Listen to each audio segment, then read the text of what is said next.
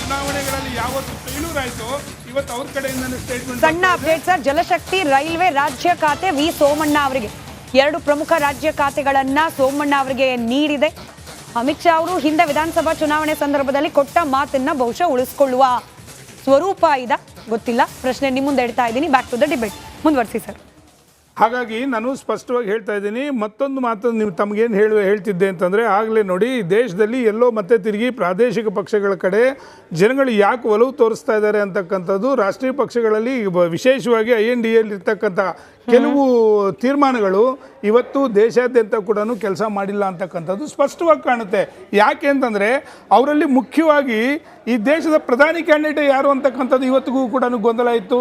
ಮತ್ತೊಂದು ಇವರಿಗೆ ಆಗಿರ್ತಕ್ಕಂಥ ಅತಿ ದೊಡ್ಡ ಹಿನ್ನಡೆ ಏನು ಅಂತಂದರೆ, ಮಲ್ಲಿಕಾರ್ಜುನ್ ಖರ್ಗೆ ಅವ್ರನ್ನ ಅವ್ರ ಅಂಗಪಕ್ಷಗಳೇ ಹೇಳಿದ್ವು ಇವರು ದೇಶದ ಪ್ರಧಾನಿ ಕ್ಯಾಂಡಿಡೇಟ್ ಅಂತ ಹೇಳಿ. ಇವರು ವರಿಷ್ಠ ಅದನ್ನು ಒಪ್ಕೊಳ್ಳಿಲ್ಲ. ಹಿಂದುಳಿದ ವರ್ಗಗಳ ಮತಗಳೆಲ್ಲ ಎಲ್ಲೋಯ್ತು.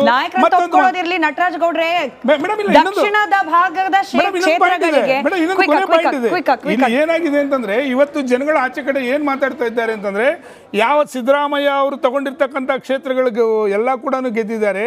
DK ಶಿವಕುಮಾರ್ ಕೊಟ್ಟಿರ್ತಕ್ಕಂಥ ಕ್ಷೇತ್ರಗಳಲ್ಲಿ ಹಿಂದುಳಿದ ವರ್ಗಗಳೆಲ್ಲ ಕೂಡ ಕೈ ಕೊಟ್ಟಿದೆ ಅಂತಕ್ಕಂಥ ಮಾತು ಕೂಡ. ಹಾಗಾದ್ರೆ ಮುಂದಿನ ದಿನಗಳಲ್ಲಿ DK ಶಿವಕುಮಾರ್ ಏನಾದರೂ CM ಆದರೆ ನಮಗೆ ಕೂತು ಬರುತ್ತೆ ಅಂತಕ್ಕಂಥ ಮಾತು ಕೂಡ ಅಭಿಪ್ರಾಯಗಳು ಪಬ್ಲಿಕ್ ಆಗಿ ಇವತ್ತು ವ್ಯಕ್ತವಾಗ್ತಾ ಇದೆ. ಹಾಗಾದ್ರೆ ಇವರು ಒಳ ಜಗಳ ಇವ್ರು ಒಳ ಇಟ್ಕೊಟ್ಟಿದ್ದಾರೆ. ಖರ್ಗೆ ಅವ್ರ ವಿಚಾರದಲ್ಲಂತೂ ಪ್ರಶ್ನೆ ಇದ್ದೇ ಇದೆಯಪ್ಪ ನಟರಾಜ್ ಗೌಡ್ರೆ. ನೋಡಿ, ಅವರನ್ನ ಕೇವಲ ನಾರ್ತ್ ಕರ್ನಾಟಕ ಕ್ಷೇತ್ರಗಳಲ್ಲಿ ಪ್ರಚಾರಕ್ಕೆ ಬಳಕೆ ಮಾಡ್ಕೊಂಡಂಗೆ ಅವ್ರ ಹೆಸರು ಕೂಡ ಪ್ರಸ್ತಾಪ ಆಗಲಿಲ್ಲ. ನಿಮ್ಮ AICC ಪ್ರೆಸಿಡೆಂಟ್ ಅವರು ಅಧ್ಯಕ್ಷರಾದ ನಂತರದಲ್ಲಿ ಎಷ್ಟೋ ಕಡೆಗಳಲ್ಲಿ ನಿಮಗೆ ಫಲಿತಾಂಶ ಚೆನ್ನಾಗಿ ಬಂದಿದೆ ಚುನಾವಣೆಗಳಲ್ಲಿ. ಬಟ್ ಅವರ ಹೆಸರು ಬಳಕೆ ಮಾಡ್ಕೊಳ್ಳಿಕ್ಕೂ ನಿಮ್ಗೆ ಅದೇನು ಗೊತ್ತಿಲ್ಲಪ್ಪ. ಮುಖ್ಯಮಂತ್ರಿಗಳು ಚುನಾವಣೆ ಮತದಾನ ಸಂದರ್ಭದಲ್ಲಿ ಹೇಳ್ಬಿಡ್ತಾರೆ, ಇಲ್ಲ ಕರ್ನಾಟಕದಿಂದ ಯಾರು ಪ್ರೈಮ್ ಮಿನಿಸ್ಟರ್ ಆಗೋದೇ ಇಲ್ಲ, ನಮ್ಮ ಪಕ್ಷದಿಂದ ಅಂತೂ ಯಾರು ಕಾಂಪಿಟೇಟರೇ ಇಲ್ಲ. ಹೌದು. ನಮಸ್ಕಾರ ಕರ್ನಾಟಕ. ನಡಿ ಈಗ ಶುರು ಮಾಡೋಣ.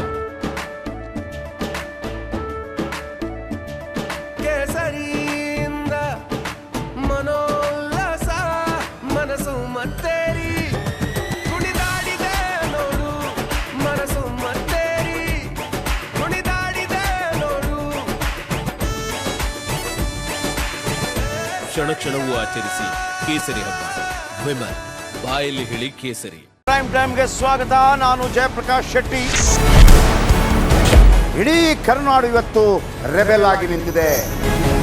ಈ ಹಗರಣಗಳನ್ನು ಸದನದಲ್ಲಿ ಪ್ರಸ್ತಾಪ ಮಾಡಲು ಕೂಡ ಕಾಂಗ್ರೆಸ್ ಹಿಂದೇಟು ಹಾಕಿದ್ದೇಕೆ?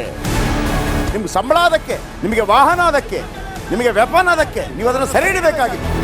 ನೀವು ವಿದ್ಯುತ್ ಬರ ಇದೆ ಅಂತ ಹೇಳ್ತಾ ಇದ್ದೀರಿ, ಎಲ್ಲಿ ಬರ ಇದೆ ನೀವು ಹೇಳಬೇಕು. ಪಾಕಿಸ್ತಾನ್ ಆಕ್ಯುಪೈಡ್ ಕಾಶ್ಮೀರ್ ಅದು ಎಂದೆಂದಿಗೂ ನಮ್ಮದು. 40 ಮೆಷಿನ್ಗಳು ತಂದಿತ್ತು ನೋಟ್ ಎಣಿಸುವುದಕ್ಕೆ, ಅದೇ ಹಾಳಾಯಿತು. ಮಥುರಾದ ಗಲಾಟೆ ಇದೆಯಲ್ಲ, ಅದು ಸ್ಥಳೀಯವಾಗಿ ಕೂತು ಪರಿಹರಿಸಬಹುದಾದಂಥ ಕಾನೂನಿದೆ. ಗ್ಯಾರಂಟಿ ಯೋಜನೆಯಿಂದ ನಷ್ಟ ಆಗಿದೆ, ಲಾಭ ಆಗಿದೆ, ದಯವಿಟ್ಟು ಹೇಳಿ. Dawood Ibrahim most wanted criminal ಯಾವಾಗಾದ ಅಂದರೆ, ಇಲ್ಲಿ ತನಕ ಭಾರತ ದೇಶದಲ್ಲಿ ಓರ್ವ ದಲಿತ ಪ್ರಧಾನಿಯಾದಂಥ ಇತಿಹಾಸವೇ ಇಲ್ಲ. ರಿಪಬ್ಲಿಕ್ ವರ್ಲ್ಡ್ ಆಪ್ ಇದು ಕೇವಲ ಅಪ್ಲಿಕೇಶನ್ ಅಲ್ಲ, ಸಮಗ್ರ ಸುದ್ದಿಗಳ ಸಂಪರ್ಕ ಮಾರ್ಗಕ್ಕೆ ಕ್ರಾಂತಿಕಾರಿ ಬದಲಾವಣೆ.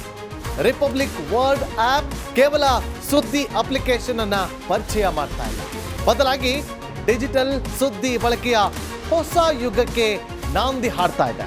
ಇದೊಂದು ಬ್ರೇಕಿಂಗ್ ನ್ಯೂಸ್, ಪ್ರಭಾವಶಾಲಿ ಕಾರ್ಯಕ್ರಮಗಳಿಗೆ ಗಟ್ಟಿಯಾದ ವೇದಿಕೆ. ರಿಪಬ್ಲಿಕ್ ವರ್ಲ್ಡ್ ಅಪ್ಲಿಕೇಶನ್ ಈಗ ಲೈವ್ ಆಗಿದೆ. ಗೂಗಲ್ ಪ್ಲೇ ಸ್ಟೋರ್ ಮತ್ತು ಆಪಲ್ ಆಪ್ ಸ್ಟೋರ್ ಎರಡರಲ್ಲೂ ಲಭ್ಯವಿದೆ. ಈಗಲೇ ಡೌನ್ಲೋಡ್ ಮಾಡಿ.